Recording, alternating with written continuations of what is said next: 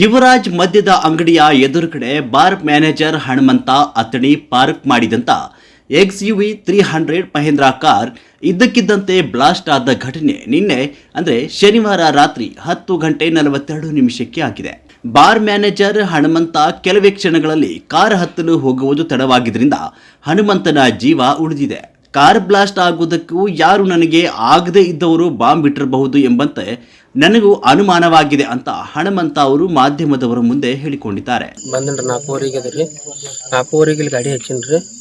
ಹಚ್ಚಿಸಿಂದ ಅಂಗಡಿಯಾಗ ಹೋಗಿ ಉದ್ಯೋಗ ಮಾಡಾಕತ್ತೀನಿ. ಇನ್ನು 10:45 ನಾನು ಮನೆಗೆ ಹೋಗೋ ಟೈಮ್ಗೆ ಬ್ಲಾಸ್ಟ್ ಆತ್ರಿ. ಅದು ಆಯ್ತು ಬಾಂಬ್ ಐತೋ ಏನಾಯ್ತು ಎನ್ಕ್ವೈರಿ ಮಾಡ್ಬೇಕ್ರಿ. ಏನಾಗಿತ್ತು ನನಗೆ ಗೊತ್ತಿಲ್ಲ. ನಾನು ಗಾಡಿಯಾಗ ಹತ್ತಬೇಕು ಅನ್ನೋದನ್ನ ಬ್ಲಾಸ್ಟ್ ಆಗಿತ್ತು. ಸೀದಾ ಮನೆಯಿಂದ ಇಲ್ಲಿಗೆ ಬಂದ ಇಲ್ಲೇ ಹಚ್ಚೀನಿ. ಒಬ್ಬನ ಬಂದನ್ರಿ ಬರೋದ್ರಿ. ಅದ್ರಲ್ಲಿ ಸ್ಟೇಷನ್ಗೆ 10 ನಿಮಿಟ್ನಾಗ ಫೋನ್ ಹಚ್ಚಿ ಸ್ಟೇಷನ್ಗೆ ಹೇಳಿದ್ವಿ. ಯಾವ ಸ್ಟೇಷನ್ ಬರ್ತೈತ್ರಿ? ಇದು ಜಮಖಂಡಿ ರೀ. ಜಮಖಂಡಿ. ಹಾಂ ರೀ.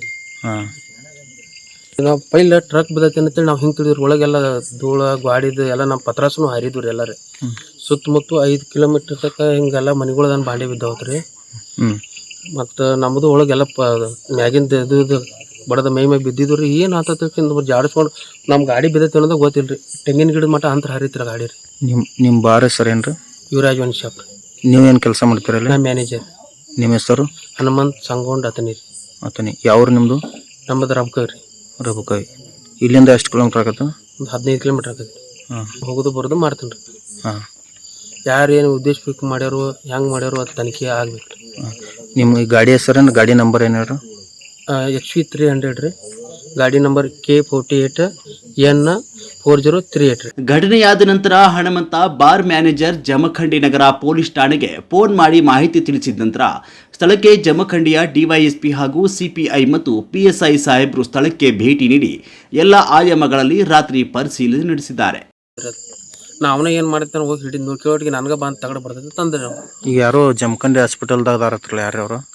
ಇಲ್ಲಿ ಕುರುಬರ್ಸ್ಪತಿ ಒಬ್ಬ ಹುಡುಗದಾನ್ರಿ ವಿಜಯ್ ರೀ. ಅವ್ ಏನಾಗೈತಿ ರೀ, ಅವನ ಅಲ್ಲಿ ಬಿದ್ದಿದ್ದತ್ರ ಅವ್ರಿ. ನಾವು ಬಿದ್ದಿದ್ದು ನೋಡಿ ಅವ್ ಏನು ಮಾಡಿ ಹೋಗ್ಯಾನ ಅಂತೇಳಿ ಹಿಡಿದಿವ್ರಿ ಅವ್ನು. ನಾನು ಹೊಂಟೀನಿ, ನನಗೆ ಬಂದು ತಗಡೆ ಬರ್ತೇಳಿ ಅವ್ನ ಕಾಲಿಗೆ ಕಚ್ಚ ಮೂತಿ ಕಚ್ಚ ಆಗಿತ್ರಿ ಅವಂಗ. ಮತ್ತು ನಾವು ಏನೆಲ್ಲ ಬಂದು ನಾವು ಇಲ್ಲೇ ನಿಂತು ಸ್ಟೇಷನ್ಗೆ ನಾವು ಫೋನ್ ಹಚ್ಚಿದ್ವಿ. ಈಗ ಅವ್ರಿಗೆ ಏನಾಗೈತೆ ಹಾಸ್ಪಿಟಲ್ದಾಗ? ಅದ ಸ್ವಲ್ಪ ಕಾಲಿಗೆ ಕಚ್ಚಾಗೈತ್ರಿ. ಇಲ್ಲೊಂದು ಸ್ವಲ್ಪ ರಗತ್ ಬರ ಆತೈತ್ರಿ. ಇಷ್ಟ ಆಗೈತ್ರಿ. ಮತ್ತೆ ಯಾರಿಗೆ ಅನಾಹುತ ಆಗಿಲ್ರಿ. ಈಗ ಎಲ್ಲಿ ಅದಾರ ನನಗೆ ಗೊತ್ತಿಲ್ರಿ. ಅಂಗಡಿ ಅಂದ ಎದ್ದು ಗಾಡಿಯಾಗ ಕುಂಡಿರ್ಬೇಕು ಅನ್ನೋ ಕೂಡ ಬ್ಲಾಸ್ಟ್ ಆಗೈತ್ರಿ. ಅದಕ್ಕೆ ಮಾಡಿ ನೋಡ್ಬೇಕಾದ್ರೆ ಬಾಂಬ ಹಾಕತ್ತಾರ. ಎನ್ಕ್ವೈರಿ ಮಾಡ್ಬೇಕ್ರಿ. ಯಾಕಂದ್ರೆ ಅಲ್ಲಿ ಏನು ಸುಟ್ಟಿದ್ದು ಇಲ್ಲ ಏನಿಲ್ಲ ರೀ. ಅದು ಬಾಂಬಿಂದ ನನಗೆ ಡೌಟ್ ಬರತ್ತೈತ್ರಿ. ಅದು ಎನ್ಕ್ವೈರಿ ಮಾಡ್ಬೇಕು. ಆ ಕಡೆ ಇಟ್ಟಿಲ್ರಿ ಅವ್ರು. ನಮ್ಮ ಮುಂದೆ ಗಾಡಿ ಕರೆಕ್ಟ್ ಟೇರಿಂಗ್ ಅಂತ ತರ್ಬೇಕಂದ್ರೆ ಅಲ್ಲೇ ಅದು ಚೈಸ ಕಟ್ಟಿ ಎಲ್ಲ ಒಳಗೆ ಹೋಗಿರ್ತೀವಿ. ನೀವು ನೋಡ್ರಿ.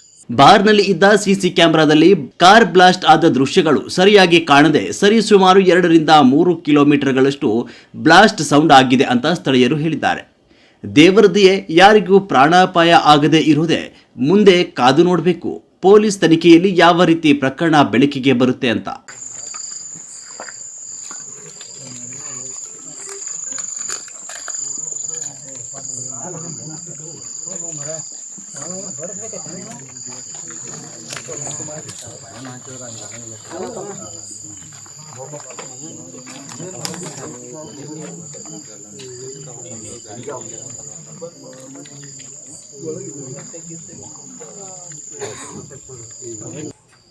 ನಾವು ಕೌಂಟ್ರ್ ಮೇಲೆ